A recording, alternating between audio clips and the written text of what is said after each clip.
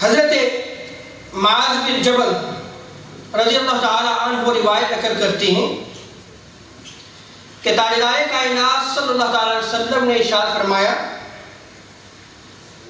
ان اللہ حف الاسلام بمکارم الاخلاق و محاسن الاعمال.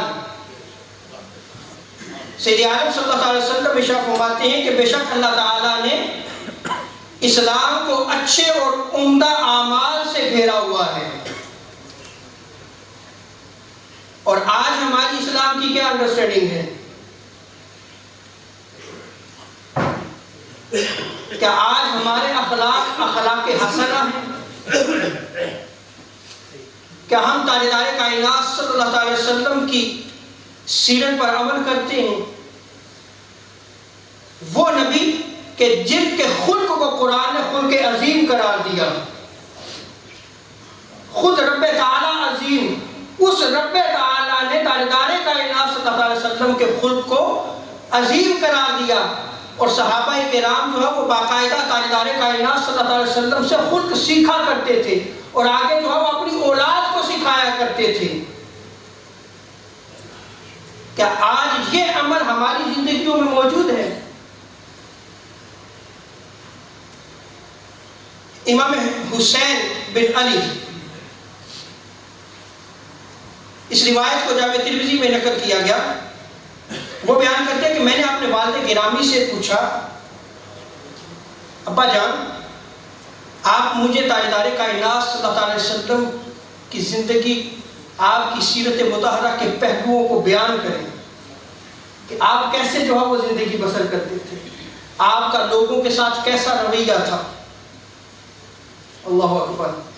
پوچھنے والے کون ہیں؟ امام حسین، اور بتانے والے مولا علی رضی اللہ تعالی. مولا علی فرماتے ہیں کہ تاجدار کائنات صلی اللہ علیہ وسلم کے چہرے انور پر ہمیشہ بشاشت رہتی تھی، خوشی اور تازگی رہتی تھی. حضور صلی اللہ علیہ وسلم کے چہرے انور پر ہمیشہ سمائل رہتی تھی. آپ فرماتے ہیں کہ تاجدار کائنات صلی اللہ علیہ وسلم نرم مزاج تھے، آپ سے بات کرنا جو ہے وہ بہت آسان تھا.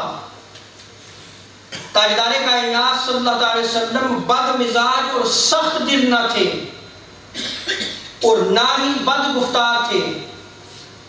تاجدار کائنات صلی اللہ علیہ وسلم لوگوں کے عیب نہیں بیان کرتے تھے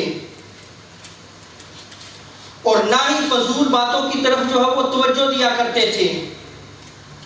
مولا علی فرماتے ہیں کہ تاجدار کائنات صلی اللہ علیہ وسلم بحث و تکرار میں حصہ نہیں لیتے تھے، زیادہ باتوں اور بے مقصد کاموں میں نہیں پڑتے تھے. تاجدار کائنات صلی اللہ علیہ وسلم نہ کسی کا عیب نکالتے، نہ کسی کی پوشیدہ چیز کو معلوم کرتے، اور تاجدار کائنات صلی اللہ علیہ وسلم صرف اس معاملے میں بات کرتے جس میں آپ صلی اللہ علیہ وسلم کو ثواب کی امید ہوتی تھی.